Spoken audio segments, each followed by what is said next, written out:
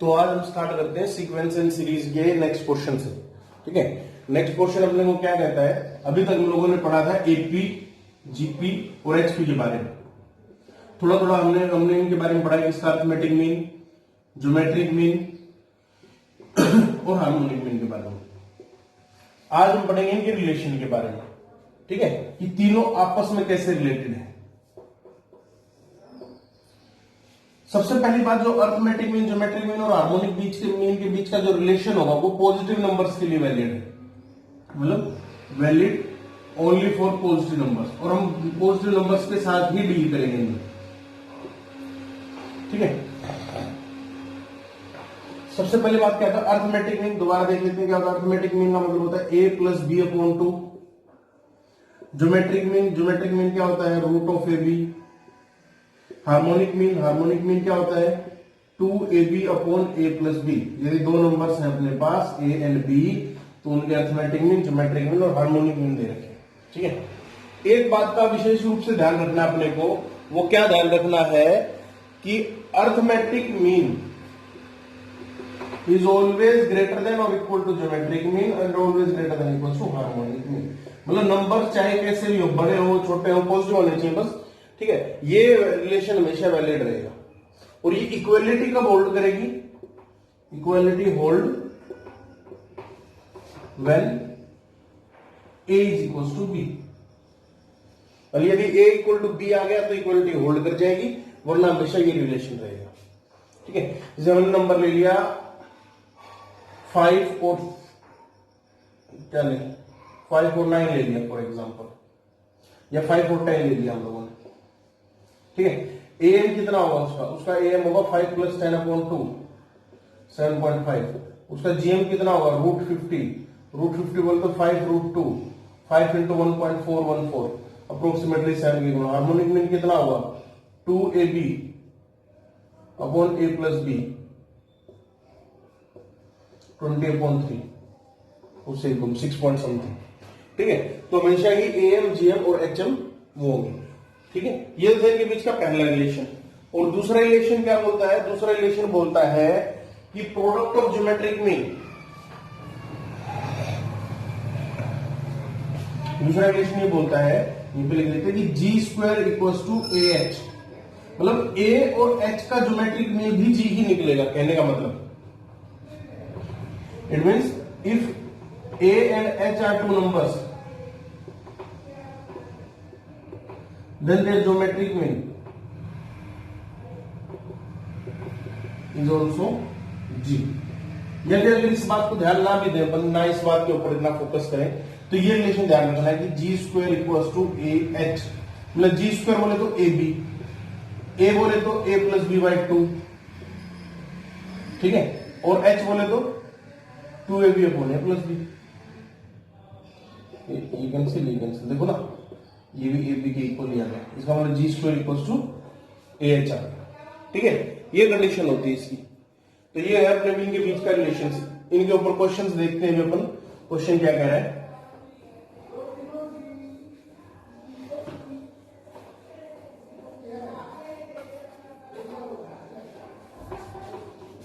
First question देखते हैं, first question क्या कह रहा है। फर्स्ट क्वेश्चन कह रहा है कि if arithmetic mean is 27 and harmonic mean is 12, if arithmetic mean is 27 and harmonic mean is 12, ठीक है, तब अपने क्या बताना है, ज्योमेट्रिक मीन बताना है क्या हुआ, बोले जी बताना है क्या हुआ। तो सिंपल सी बात है, G square equals to a into H. Simple सा क्वेश्चन है, 27 into 12, G square equals to 2 square into 3 ऐसे। ठीक, 3 की power 4 into 2 square equals to ji square. G की value 3 square into 2, that is 80। ये आ गया। ठीक है, तो यहां से अपन ये पता लगा सकते हैं कि क्या कुछ रहेगा। दूसरा क्वेश्चन क्या कह रहा है, जो ठीक सा क्वेश्चन है इसमें, वो कह रहा है कि if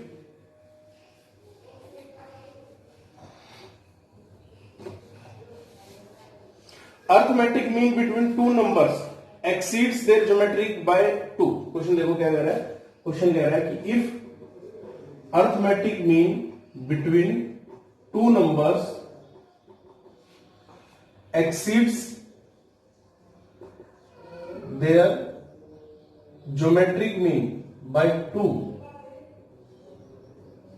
and geometric mean exceeds their harmonic mean by 8/5, ठीक है, then find numbers। कहने का मतलब क्या है कि भैया दो नंबर्स हैं ए और बी, ठीक है, उनका अर्थमेटिक मीन, मतलब दो नंबर्स हैं ए एंड बी, ठीक, तो उनका जो अर्थमेटिक मीन है वो ज्योमेट्रिक मीन से 2 ज्यादा है, ठीक है, और जो ज्योमेट्रिक मीन है वो हार्मोनिक मीन से 8/5 ज्यादा है। तो अपने को नंबर बताने हैं कि नंबर क्या होंगे। तो इसके लिए अपन क्या कर लेते हैं, पहली कंडीशन क्या है, अर्थमेटिक मीन ए एक्सीड्स मतलब a minus g equals to 2, ठीक है, geometric mean exceeds their harmonic mean 8/5। Numbers बताने क्या होंगे। तो भैया देखो, सबसे पहले अपन जी के बारे में पता लगाते हैं। ए को जी के टर्म्स में लिख लो, मतलब a equals to g plus 2 और यहां से h equals to g minus 8/5। यहां से निकल गया, यहां से ये वाली कंडीशन से निकल गई कि a equals to g plus 2 and h equals to g minus 8/5। And we know that about कि g square equals to a into h, g square equals to a into h, ये बता रहे हैं, ठीक है। तो क्या कर लेंगे हम अपन, जी स्क्वायर ए को हमने एच जी के टर्म्स में लिखा था जी प्लस 2, एच को अपन क्या लिख देंगे जी माइनस 8/5, कैलकुलेशन हो गई है, ठीक है। अब g square equals to ji square plus 2g minus 8g/5 minus 16/5, ये कैंसिल 2g/5, तो यहां से चल जाएगी 2g/5 इक्वल्स टू 16/5। जी की वैल्यू कितनी आ गई 8, जी बोले तो root of A B equals to 8, A B equals to 64, ये बात बता लगेगा, ठीक है। ये A B equals to 64 and A equals to 8 plus मतलब जी प्लस 2 दैट इज 8 प्लस 2 10, मतलब a प्लस बी बाई 2 की वैल्यू कितनी आ गई 10, a प्लस बी की वैल्यू कितनी आ गई 20 और ए बी की वैल्यू कितनी आ गई 64। अब यहां से अपने को अगर आप देखना चाहो तो वैसे आइडिया लगा लो, वैसे इसको सोल्व करने का वे भी जो नेक्स्ट क्वेश्चन में करेंगे वैसे देख लो, तो a की वैल्यू 16 और b की वैल्यू 4, यहां से अपने को दोनों नंबर्स पता चल जाएंगे 16 एंड 4, ठीक है। इसको सोल्व कर सकते हैं यहां से, और अगर मान लो कि बेसिक बिल्कुल बेसिक से ढंग से आप सोल्व करोगे तो b की वैल्यू उठा के पुट कर देना यहां पे, तो क्या बन जाएगा a plus 64/a equals to 20, ठीक है।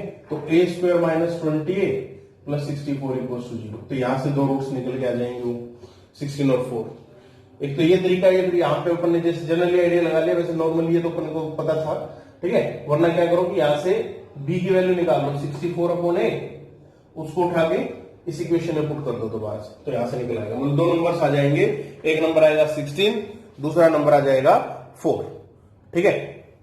अब नेक्स्ट चलते हैं, इसी पे एक क्वेश्चन और करते हैं, जो मैंने आप लोगों को 20 क्वेश्चन दिए थे, क्वेश्चन नंबर 10 से 30 तक का, उसमें एक क्वेश्चन भी था, ठीक है। आई थिंक 22 था, 23 इस टाइप से कुछ क्वेश्चन था वो, लेकिन फिर भी अगर उसमें उसकी टाइप देख लेते हैं तो आप लोगों को शायद ज्यादा समझ में नहीं आया होगा। क्या कह रहा है,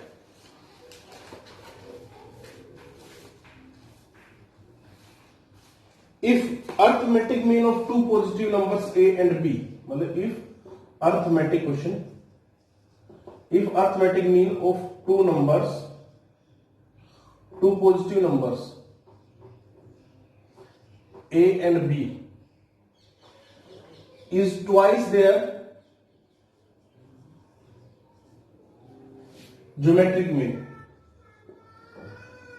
फाइंड ए अपॉन बी, और ये गिवन है कि A is greater than B या A is less than B. कुछ भी लिख लें तो अपने हिसाब से अपनी बात है, ठीक है। If arithmetic mean of two positive numbers a and b is twice their geometric mean, मतलब arithmetic mean is two times of geometric mean, ठीक है। तो यहां से अपने क्या पता चलता है कि a plus B upon two equal to times of root A B, a plus B upon root A B equal to 4, ठीक है। इसको इसकी साइड लेंगे तो मतलब इंडिविजुअल ले जाओ, a upon root A B, b upon root of A B equal to 4। ये देखो बेटा, इसको लिख सकते हो रूट ए अपॉन बी, इसको लिख सकते हो root B upon A equal to 4। अगर आप रूट ए अपॉन बी को टी मान लो तो रूट बी अपॉन ए क्या हो जाएगा, 1 अपॉन टी हो जाएगा, नहीं हो जाएगा, क्योंकि इसको क्या लिख सकते हो, इसको लिख सकते हो 1 upon root A B, A upon B, ठीक है। तो अगर T plus 1 by T equal to 4, T square minus 4t plus 1 equal to 0। तो यहां से अपने को एक बात पता चलती है कि T equal to minus B plus minus root of B square minus 4ac upon 2।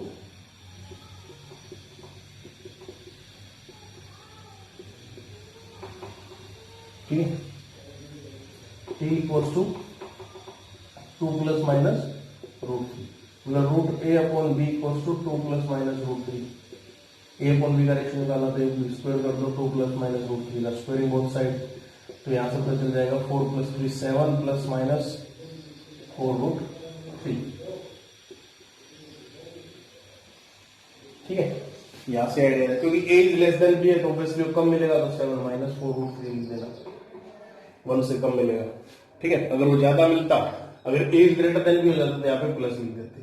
वैसे जनरलाइज लैंग्वेज में आप उसको ऐसे लिख सकते हो, क्योंकि अगर ए इज लेस देन बी बोला है तो यहाँ पे माइनस कर देना, सिंपल सी भाषा में ये बात बोली गई और कुछ नहीं, ठीक है। एक ये तरीका था क्वेश्चन को करने का। तो ज्योमेट्रिक मीन ये सिंपल से है, इनके क्वेश्चंस देता दूंगा मैं अभी आप लोगों को, तो वो करने हैं आप लोगों को। अभी नेक्स्ट टॉपिक जो अपन वो करेंगे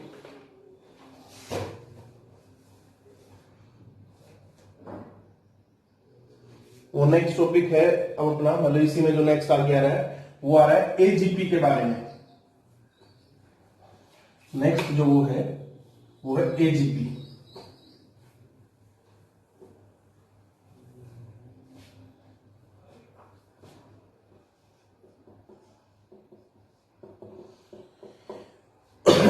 एजीपी बोल देते हैं, या फिर कई इसको अर्थोजियोमेट्रिक सीरीज भी बोल देते हैं, ज्योमेट्रिक प्रोग्रेशन सीरीज में प्रोग्रेशन वर्ड यूज कर लेते हैं।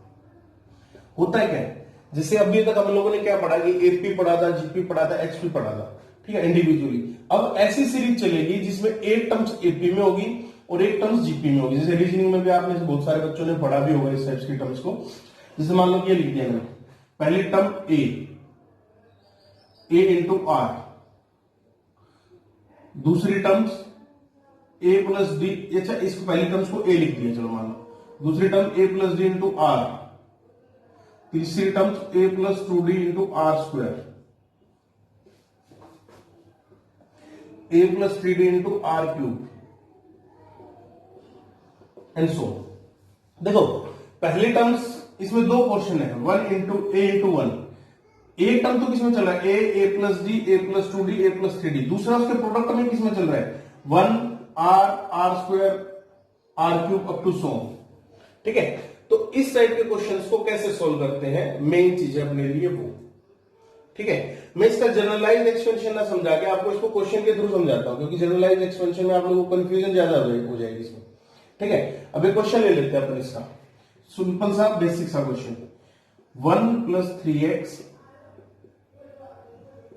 Plus 5x square plus 7x cube up to n terms, उसने लिख दिया अप टू n टर्म्स, इसका सम बताना अपने को, फाइंड इट्स सम, कि इसका सम क्या होगा। ठीक है। सबसे पहला काम इसमें एन टर्म्स का पता लगाना जरूरी होता है। इफ, पहली चीज जो इसमें साथ ही साथ लिखनी कि if common ratio is greater than 1 then we have to find. अच्छा, एन टर्म्स तक बोला गया है तो आप इसको मतलब एन टर्म्स तक इसका पता लगाएंगे। कॉमन रेशियो की बात छोड़ दो, अगर इसमें एन टर्म्स तक बोला गया तो आप इसकी जनरलाइज एन टर्म्स निकालो और इसका पता लगाओ। अब ये देखो, 1 2 3 2 5 2 7 2 ऐसे करते करते एन टर्म्स रहेगी। और ये x की पावर 0, x की power 1, x square, x cube, x ऐसे ऐसे करते रहेंगे इसमें। ठीक है, तो इसमें सबसे पहला काम क्या करना है अपने को? सबसे पहला काम ये करना है कि find the common ratio. Find common ratio. तो यहां पे कॉमन रेशियो कितना आता है? पहला स्टेप इसका जो फर्स्ट स्टेप क्या है? कॉमन रेशियो कितना है इसमें बेटा? x मल्टीप्लाई विद इक्वेशन, पूरी इक्वेशन के साथ उस कॉमन रेशियो को मल्टीप्लाई कर दो। अच्छा, इसकी जनरल टर्म क्या होगी? जनरल टर्म भी देख लेते हैं। अब एन टर्म्स तक दिया गया, ठीक है। चलो पहले इसकी जनरल टर्म लिख लेता हूं मैं यहां पे। x equal to 1 plus 3x plus 5x square plus 7x cube. अब मेरे को क्या पता है? मेरे को ये पता है कि भैया पहली टर्म्स 1, दूसरी टर्म 3, तीसरी टर्म 5, तो जनरल टर्म क्या होगी? 2r माइनस 1, क्योंकि पहली पोजीशन पे 1, देखो 2r माइनस 1, पहली पोजीशन पे r को पुट करो, 2 1 जा 1 माइनस 1 1 आ जाएगा, 2 2 जा 2 माइनस 1 3 आ जाएगा, 2 3 जा 6 माइनस 1 5 आ जाएगा, 2 3 जा 6 माइनस 1 5 आ जाएगा, 2 4 जा 8। ये चौथे नंबर की टर्म्स है ना, चौथे नंबर की टर्म्स की वैल्यू 7 आ रही है और x साथ में आ रहा है। x कितना है? हर बार से एक कम है, तो x raise to the power r minus 1 ये बन जाएगी। तो n टर्म निकालने तो क्या बन जाएगी? 2n minus 1 into X raise to the power n minus 1, ये इसकी जनरल टर्म आ जाएगी। ठीक है, जनरल टर्म में बहुत इंपॉर्टेंट चीज इसमें फाइंड आउट करनी, तो इसकी जनरल टर्म देख लो। जैसे पहली ये कैसे फाइंड आउट किया मैंने? 1 3 5 7 ऐसे आ रहा है। तो देखो पहली पोजीशन पे 1 है, तो मैंने यहां से आइडिया लगाया कि 2r माइनस 1, r को 1 पुट करोगे तो 1 आ जाएगा, 2 पुट करोगे 3 पुट करोगे 5, 4 पुट करोगे 7। मतलब जिस हिसाब से आप इक्वेशन को चलाते हैं, पोजीशंस के हिसाब से इसकी वो चेंजिंग होती रहेगी। ठीक है, अगर बेटा ये चीज किसी को समझ में नहीं आई कि इसकी जनरल टर्म कैसे फाइंड आउट करते, तो मैं से जरूर पूछना हूं। तो अब क्या करेंगे अपन? Next general term find out कर ली, कॉमन रेशियो फाइंड आउट कर लिया, कॉमन रेशियो को इस इक्वेशन से मल्टीप्लाई कर दिया और टर्म्स जो लिखेंगे एक एक शिफ्ट करके लिखनी है। ये बात का ध्यान देना, टर्म्स क्या करेंगे? एक एक शिफ्ट करके लिखेंगे। जब 1 को इस x से मल्टीप्लाई करेंगे तो x बन जाएगा, लेकिन यहां पे ब्लैंक स्पेस छोड़ेंगे, इसको यहां पे लिखेंगे साइड में x प्लस का साइन, क्योंकि प्लस था। अब ये 3x स्क्वायर 5x क्यूब। अब ध्यान देना कि x वाली टर्म्स x के नीचे आ रही है, करते करते। अब इससे पहले वाली टर्म्स क्या बनेगी अपने पास? इससे ये तो 2n माइनस 1 था, तो इससे पहले वाली टर्म्स तो 2n माइनस 3 होगी, उसको मल्टीप्लाई करेंगे 2n माइनस 3, ठीक है, into X raise to the power n minus 1 और प्लस इसको मल्टीप्लाई करना है 2n minus 1 into X raise to the power n।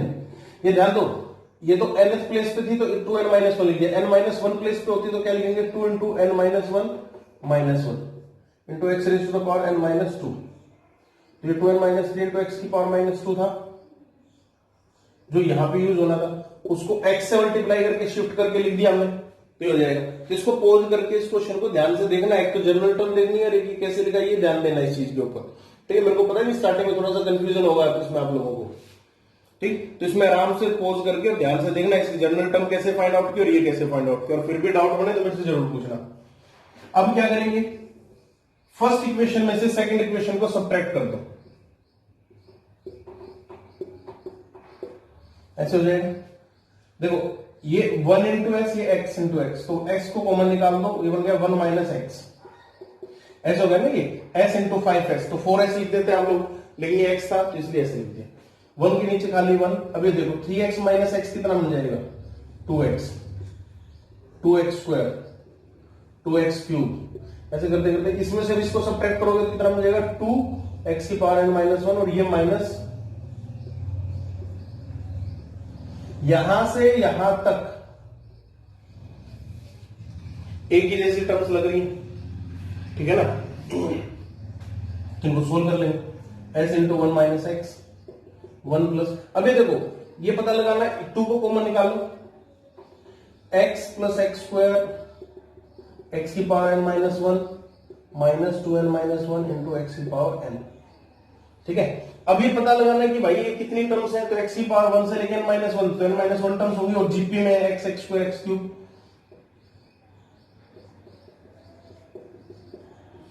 तो a into r raise to the power n minus one upon x minus one और minus two n minus one into x की power n।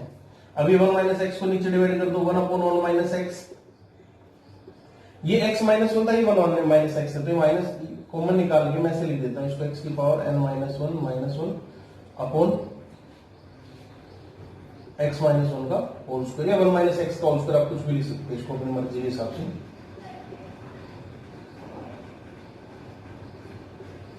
ये question बना है, ठीक है। तो इस चीज को थोड़ा सा ध्यान से देखेंगे, ये बस जस्ट कंफ्यूज करने के लिए, थोड़ा सा कंफ्यूज होने के लिए आप लोगों को ऐसा लगेगा, बाकी बहुत इजी क्वेश्चन है, ठीक है। ये स्टेप्स है। मेन चीज इसमें क्या है, मेन चीज है कि जनरल टर्म फाइंड आउट करनी है। जनरल टर्म फाइंड आउट करने के बाद कॉमन रेशियो के साथ उसको मल्टीप्लाई कर दो, इक्वेशन को एक एक शिफ्ट करके लिख देते हैं, इक्वेशन को एक एक शिफ्ट करने के बाद सब्ट्रैक्ट कर दो आपस में, और फिर सिंप्लीफाइड में सोल्व करना है। एक बार इस क्वेश्चन को देखने के बाद अपने आप एक बार करके देखना बेटा, आप लोगों को थोड़ा सा ठीक लगेगा, मतलब खुद से उससे, ठीक है। अब नेक्स्ट स्टेप इस क्वेश्चन में, नेक्स्ट स्टेप क्या है, नेक्स्ट क्वेश्चन करते हैं।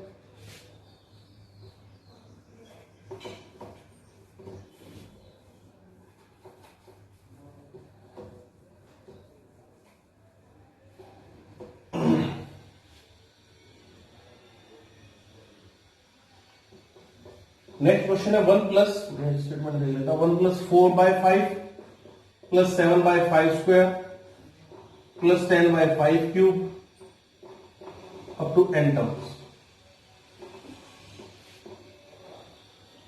ठीक है। जनरल टर्म फाइंड आउट कर लेते हैं। जनरल टर्म को नॉर्मली टी आर से रिप्रेजेंट करते हैं, टी का मतलब टर्म, आर का मतलब जनरलाइज्ड के लिए हम लोग यूज करते हैं इसको, ठीक है।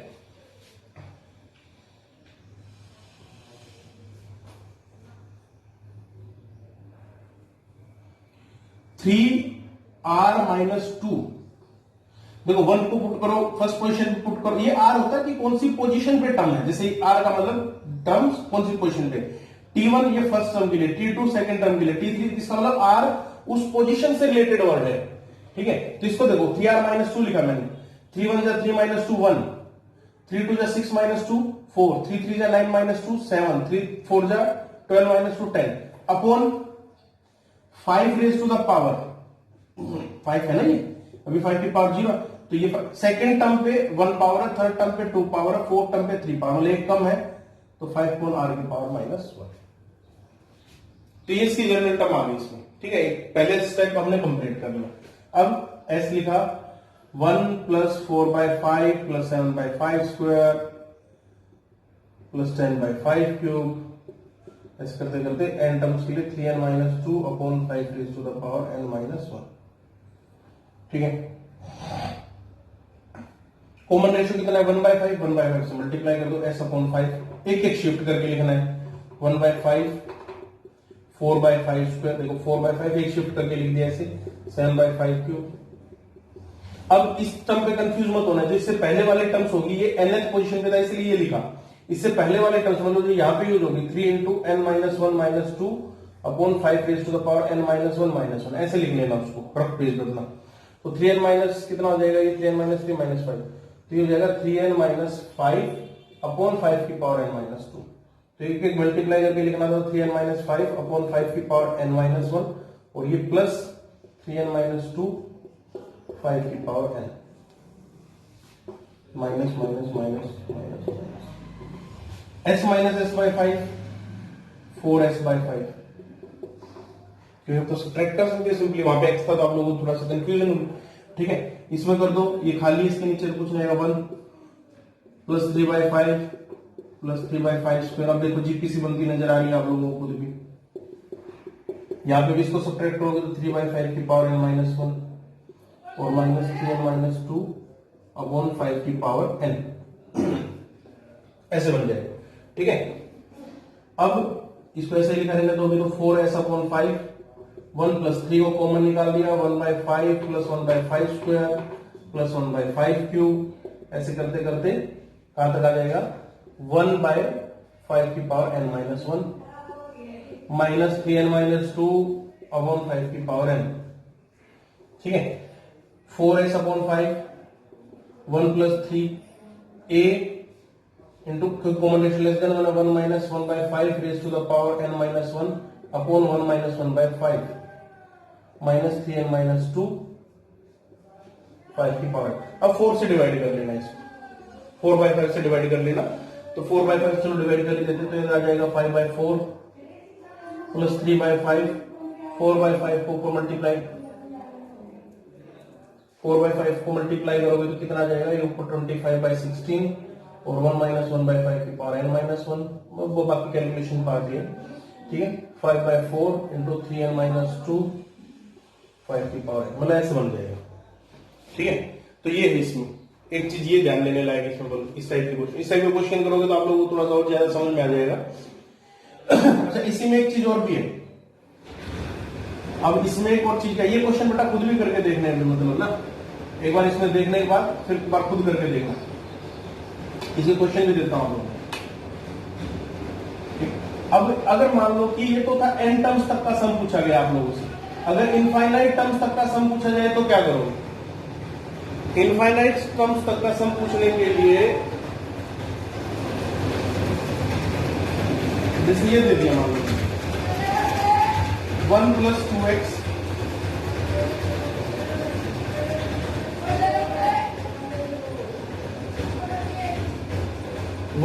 2x या 1 प्लस x/2, ऐसे बोलिए, मान लो कि फॉर एग्जाम्पल ऐसे बोल दिया 1 प्लस 4/2 4 स्क्वायर बाय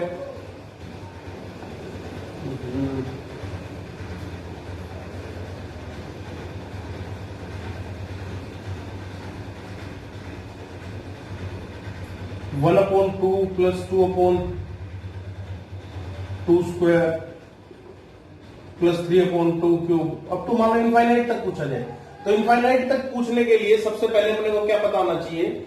सबसे पहले ये पता होना चाहिए कि चलो इसकी जनरल टर्म्स में निकालना चाहता हूं आप लोगों को, a plus d into r, a plus d into r square, a plus d into r cube up to infinite. अगर मान लो इनफाइनाइट तक पूछा जाए तो सबसे पहले कॉमन रेशियो, अगर कॉमन रेशियो ग्रेटर देन 1 है तो एस इनफाइनाइट का सम इनफाइनाइट होगा, जो कि अपने को नॉर्मली पूछा भी नहीं जाएगा, ना पूछते, ऐसा क्वेश्चन भी नहीं बनाते। ठीक है, बस पता लगाने वाला। अगर कॉमन रेशियो लेस देन 1 है, मतलब 0 से 1 के बीच में, या लेस देन 1 है, ठीक है, तो भैया एस इनफाइनाइट का पता लगाएंगे। एस इनफाइनाइट का कैसे पता लगाएंगे? उस टाइम पे जो लास्ट टर्म्स होगी, मतलब ए इनफाइनाइट टर्म्स होगी, वो नियर अबाउट 0 होगी, हम उसको नेग्लेक्ट करेंगे। हम उसको क्या करेंगे?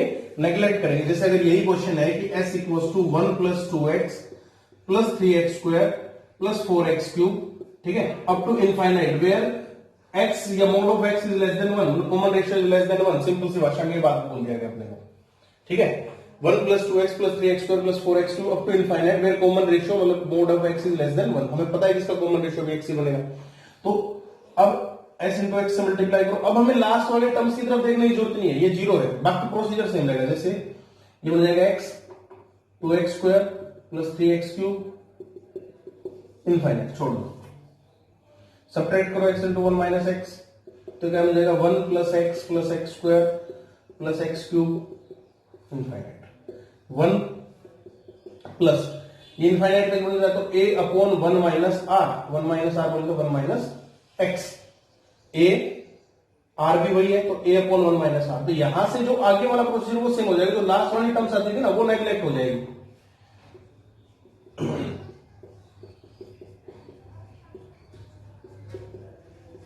तो सिंपल सी भाषा में ये बात बोल दिया मतलब कहने का मतलब यहां पे जो जनरल टर्म बननी थी उसका झंझट हम लोगों ने छोड़ दिया, उसका कोई भी यूज नहीं होगा। ठीक है, तो ये था भैया एजीपी वाले क्वेश्चंस। मतलब आगे भी अभी प्रोसीजर स्टार्ट रहेगा। ठीक है, आज के लेक्चर के लिए इतना ही। इसके होमवर्क डालता हूं, आप लोगों को होमवर्क करके देखना ताकि ज्यादा कंफ्यूजन ना हो अपने को।